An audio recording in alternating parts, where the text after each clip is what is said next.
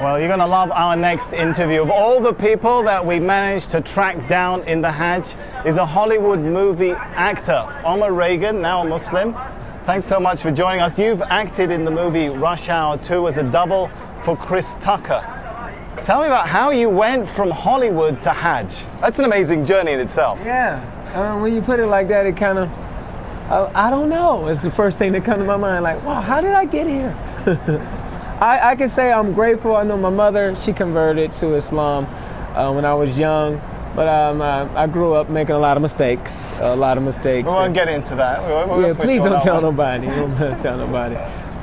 But then I started working, and I was always raised to be a good person. And then I joined up with this group called the Canadian Dawah Association, which I ended up being the program developer for it. And we started doing little functions like Stop the Violence and things in Canada and things in the U.S. And then they said, hey, we're sending you to Hajj. And I was like, what? And I didn't feel like I was ready, so I started trying to study, and I came last year. All right, now, as I mentioned, you've doubled for Chris Tucker. You know what I'm going to ask you? I got to ask you, what would Chris Tucker say if he was on Hajj? He'd probably say something like, hey man, it's a lot of people and they pushing me. No, he probably say, it's all for Allah, man, all for Allah. It's only one God. Numerous of things. And you know this, man. They do this. I got new life. How do Hollywood? You're still working in Hollywood, so yeah. It's quite an interesting balancing act. Do Hollywood and Hajj really go together? You can maintain those two roles. Hollywood and Hajj. Yeah, that's controversy right there. That is controversy. It's like, when you hear it. But is that Bernie Mac now? Or what is that? Hollywood and Hajj. Now, you know, it's conflicting, but it works. Because Hollywood teaches you kind of like put on this, be a fake person, be another person, and Hajj teaches you to really be yourself. It strips you of everything that you thought was so important and everything that you really fight for. It's about me and what I need. And Hajj, man, you know, you sleep on the ground, you know, you wear nothing, as you can see.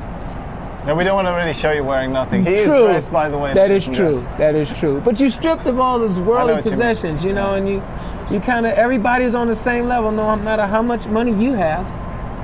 We're the same. So I can take that back to the U.S. with me, you know.